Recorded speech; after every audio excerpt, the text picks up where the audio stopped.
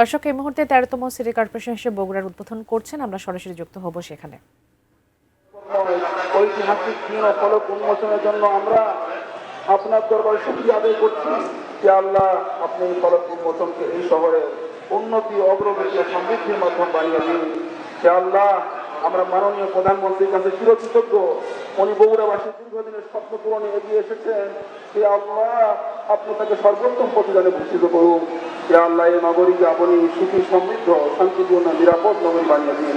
যে আল্লাহ, ইব্রাহিম আলাইহিস সালাতু ওয়াস সালাম পবিত্র মক্কা নগরীর জন্য যে দোয়া করেছেন, আমরা নবগঠিত বগুড়া সিটি কর্পোরেশনের জন্য সেই দোয়া করছি। যে আল্লাহ, আপনি সিটিকে নিরাপদ সিটি বানিয়ে দিন এবং এর অধিবাসীদেরকে সম্মানজনক জীবিকা দ্বারা আপ্যায়ন করুন। যে আল্লাহ, মাননীয় প্রধানমন্ত্রী জনাব তারেক রহমান সাহেবের নেতৃত্বে আমাদের সকলকে ঐক্যবদ্ধ হয়ে সুখী, সমৃদ্ধ বাংলাদেশ গড়ার তৌফিক দান করুন। হে আল্লাহ আরহামার রাহিমিন, মহান স্বাধীনতার ঘোষক শহীদ প্রেসিডেন্ট জিয়াউর রহমান সাহেবের কবরকে আপনি নূর দ্বারা পরিপূর্ণ করুন। তাকে জান্নাতুল ফেরদাউসের মেহমান হিসেবে আপনি কবুল আমন্ত্রণ করে দেন। ইয়া আল্লাহ, মুসলিম দেশনেত্রী সাবেক প্রধানমন্ত্রী এবং খালেদা জিয়ার কবরকে আপনি নূর দ্বারা পরিপূর্ণ করে দেন। মরহুম আরাফাত রহমান কোকর কবরকে আপনি নূর দ্বারা পরিপূর্ণ করে দেন। আয় আল্লাহ আরহামার রাহিমিন, আপনি আমাদের দোয়া-মুনাজাতকে কবুল আমন্ত্রণ করে নেন। وصلى الله تعالى على خير خلقه محمد وآله وأصحابه أجمعين. سبحان ربك رب العزة عما يصفون وسلام على المرسلين والحمد معكم برحمتك يا أرحم الراحمين. সম্মানিত বগুড়াবাসী, এখন আপনাদের সামনে দুটি কথা বলবেন আপনাদের ভোটে নির্বাচিত সংসদ সদস্য বগুড়ার সন্তান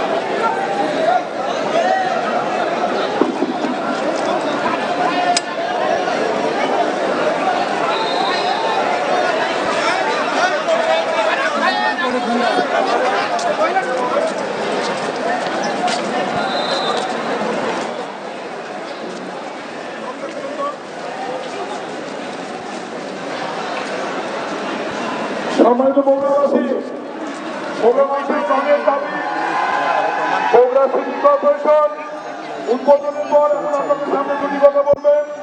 বগুড়ার সন্তান, আপনাদের সন্তান, আপনাদের ভোটে নির্বাচিত মাননীয় সংসদ সদস্য, গণপ্রজাতন্ত্রী বাংলাদেশের মাননীয় প্রধানমন্ত্রী জননেতা জনাব তারেক রহমান। বিসমিল্লাহির রহমানির রহিম। প্রিয় এলাকাবাসী, আসসালামু আলাইকুম। কেমন আছেন? এই যে এখানে এতক্ষণ কি করলাম জানেন? কি করলাম বলেন তো? আপনাদের বগুড়াবাসী, বিশেষ করে বগুড়া শহরে মানুষের বহুদিনের একটি আশা ছিল, বহুদিনের একটি প্রত্যাশা ছিল যে বগুড়া শহরটি একটি সিটি কর্পোরেশন হবে। আমরা 2001 সাল থেকে এটির কাজ শুরু করছিলাম। নর্মালি সিটি কর্পোরেশনের যে সকল সুযোগ সুবিধা থাকে আপনারা দেখেছেন 2001 থেকে 2006 সাল পর্যন্ত আমরা ধীরে ধীরে সেইগুলোর ম্যাক্সিমাম, বেশিরভাগ যেগুলো সুযোগ সুবিধা থাকে একটি সিটি কর্পোরেশন হলে সেই সুযোগ সুবিধাগুলো আমরা গড়ে তুলেছিলাম। এখনও কিছু কাজ বাকি আছে, তবে আমরা এটি আজকে আনুষ্ঠানিকভাবে ইনশাল্লাহ সিটি কর্পোরেশন হিসাবে আমরা আনুষ্ঠানিক যাত্রা আজকে শুরু হলো বগুড়া শহরে। আপনারা যারা বগুড়া শহরের অধিবাসী, আপনারা খুশি? আরে শুনতে পাই না, জোরে বলেন খুশি। হাত তুলে বলেন দেখে খুশি নাকি? কিন্তু একটা ব্যাপার আছে, একটা না দুইটা ব্যাপার আছে। ব্যাপার হচ্ছে নিজের শহরকে কিন্তু নিজে পরিষ্কার রাখতে হবে। পরিষ্কার কিন্তু আপনারা রাখেন নাই। আমি আসার সময় ওই রাস্তা থেকে গোয়েল রোড না, স্টেশন রোডে দেখলাম দুই পাশে অনেক ময়লা। আমি প্রশাসনের সাথেও কথা বলেছি, কিন্তু প্রশাসনেরটা করবে, কিন্তু নিজের ঘর তো নিজেকে পরিষ্কার রাখতে হবে, তাই নয় কে? হ্যাঁ, এখন সেটা স্টেশন রোড হোক, গোহাইল রোড হোক, বনানী মাটিডালি হোক, ভিতরের রাস্তাগুলো হোক, যারা এই সিটি কর্পোরেশনের মানুষ, যারা সিটি কর্পোরেশন আপনারা বাস করবেন, আমাদের নিজেদের শহরের যত্ন আমাদেরকে নিতে হবে, তাই তো? আমরা সবসময় আপনারা বলেন যে বগুড়া শহরকে একটা মডেল টাউন হিসেবে গড়ে তুলবেন, কিন্তু মডেল টাউন করতে গেলে তো শুধু সরকার একা পারবে না। এলাকার মানুষ, শহরের মানুষ যদি চেষ্টা না করে, শহরের মানুষ যদি একসাথে কাজ না করে, তাহলে তো সম্ভব না রে ভাই। আপনারা এখানে অনেকে ছোট ছিলেন, দেখেন নাই, আজ বড় হয়েছেন, কিন্তু মুরব্বী যারা আছে তাদেরকে জিজ্ঞেস করবেন 1 থেকে 6 পর্যন্ত আমরা কিভাবে মোটামুটিভাবে শহরে বহু কাজ করেছিলাম। সেই পানি আটকে যেত, সেইগুলোর কাছ থেকে শুরু করে, ড্রেনের কাছ থেকে শুরু করে, বিভিন্ন রাস্তাঘাটের কাছ থেকে শুরু করে, ওই যে ইয়েটা কি জানি, ওই যে মাইক্রো থাকতো যে ফুলবাড়ির ওইদিকে যে ভিতরে রাস্তাঘাটগুলো ছিল, সেই রাস্তাঘাটগুলোকে ঠিক করা সহ, ড্রেনেজ ঠিক করা সহ বিভিন্ন কাজগুলো আমরা করেছি। এই দুই পাশে করতর, ওই পাশে যে ব্রিজগুলো ছিল, আগে ছিল একটা ব্রিজ, আপনাদের এই বিএনপি সরকারে কিন্তু 6টা না এক্সট্রা আরো 6টা ব্রিজ আমরা তৈরি করেছিলাম। কিন্তু এই সবগুলাই আরো কাজ করা যাবে, কিন্তু আপনারা যদি যত্ন নেন, যত্ন নিতে হবে, পারবেন তো? ঠিক আছে, দেখবো যে বগুড়ার মানুষ নিজের শহরের কতটুকু যত্ন নেয়, ঠিক আছে? আর আমার পাশে থাকবেন ইনশাল্লাহ। আগেও যেভাবে কাজ করেছে, ইনশাল্লাহ ভবিষ্যতে আপনাদের জন্য এবং সামগ্রিকভাবে, এখন তো সারা দেশের দায়িত্ব, আগে নয় শুধু বগুড়া দেখতাম, সামগ্রিকভাবে সারা দেশের জন্য যদি কাজ করতে পারি, এই দোয়া করবেন। মুরব্বী সহ, মা বোন সহ সকলের কাছে এই দোয়া চাইছি। আমি বগুড়ার সন্তান, আপনাদের সন্তান, কিন্তু সারা দেশের মানুষ আজ দায়িত্ব দিয়েছে, সারা দেশের মানুষকে যাতে বগুড়ার মানুষের মতো খুশি করতে পারি, তাদের সমস্যার সমাধান করতে পারি, সেই দোয়াতে আমার বক্তব্য শেষ করছি। আল্লাহ হাফেজ, আসসালামু আলাইকুম।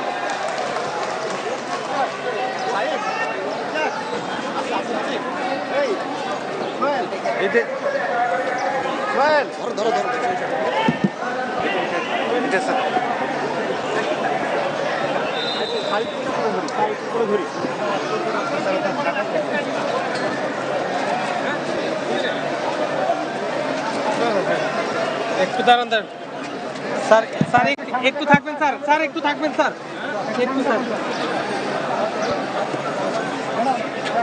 স্যার একটু, স্যার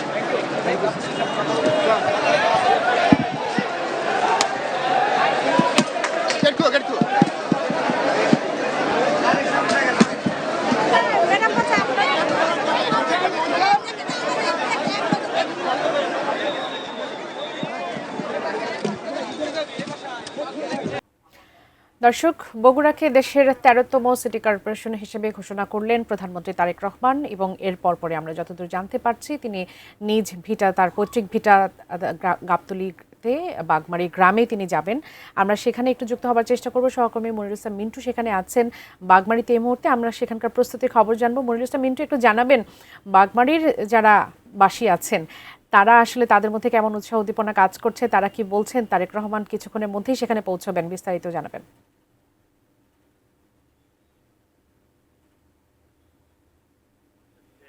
এখানে যারা ফ্যামিলি কার্ড দিবেন নারীরা, তারা তাদের যেমন আমন্ত্রণ পত্র, মিন্টু নিশ্চয় শুনতে পাচ্ছেন?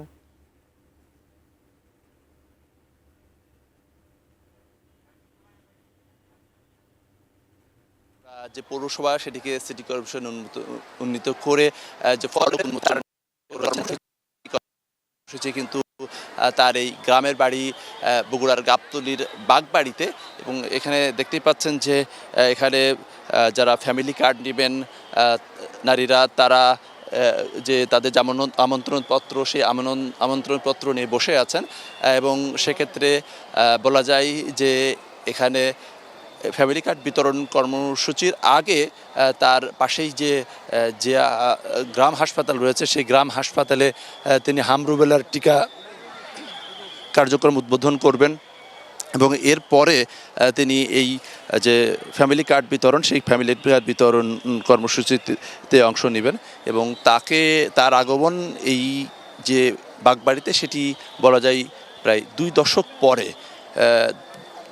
দশক পরে তিনি তার সেই গ্রামে ফিরছেন ফলে এখানকার মানুষের মধ্যে অন্যরকম এক ধরনের আবেগ অনুভূতি এবং যার সকাল থেকেই এই যে মাঠটি রয়েছে ডিগ্রি কলেজের যে মাঠ সেই মাঠে তারা অবস্থান করছেন তাদের যে ঘরের ছেলে প্রধানমন্ত্রী এখন তার কাছ থেকে দেখতে তার সঙ্গে কুশল বিনিময় করতে এবং এর আগে যদি বলি তিনি 10টার 3 মিনিট আগে বগুড়া সার্কিট হাউসে পৌঁছান এরপরে 11টার সময় তিনি বারে যে নবনির্মিত যে ভবন সেই ভবনের উদ্বোধন করেন এবং সেখানেও কিন্তু এক ধরনের আবেগঘন একটা পরিবেশ তৈরি হয় আইনশৃঙ্খলা বাহিনীর সদস্যরা তারা সর্বোচ্চভাবে সেই পরিস্থিতি নিয়ন্ত্রণ করার চেষ্টা করেন কারণ সেখানকার মানুষ তাকে একেবারে কাছ থেকে দেখে তাকে ছুঁয়ে দেখার যে চেষ্টা সেটি আমরা লক্ষ্য করেছি আমরা যারা ফ্যামিলি কার্ড পাচ্ছেন তাদের কয়েকজনের সঙ্গে একটু কথা বলতে চাই আপনাদের ঘরের ছেলে প্রধানমন্ত্রী এবং তার হাত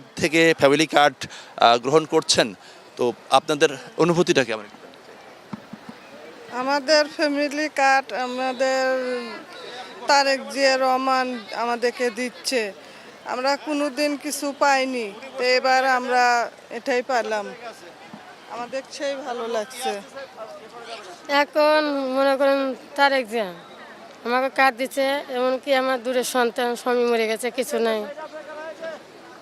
দিচ্ছে আসলে এখানকার মানুষের যারা বলছিলেন যে তারা বগুড়া হওয়ার কারণে তাদের আগের সরকারের সময় তারা কাঙ্ক্ষিত যে উন্নয়ন সেই উন্নয়নটা তারা পাননি ফলে তারা নতুন করে যে প্রত্যাশা সেই প্রত্যাশার জায়গায় যে সারা বাংলাদেশেই ফ্যামিলি কার্ড বিতরণ কর্মসূচি সেই সঙ্গে খাল খনন কর্মসূচি সেটি চলবে এর পাশাপাশি বগুড়ার জন্য তারা একটি বিশ্ববিদ্যালয় তারা দাবি করছেন এবং পৌরসভা যেটি সেটি সিটি কর্পোরেশনের উন্নতি হয়ে যাচ্ছে এবং সেই সঙ্গে কৃষিভিত্তিক যে অর্থনীতি এবং উন্নয়ন ধারা আরও গতিশীল হবে সেই প্রত্যাশা তারা করছেন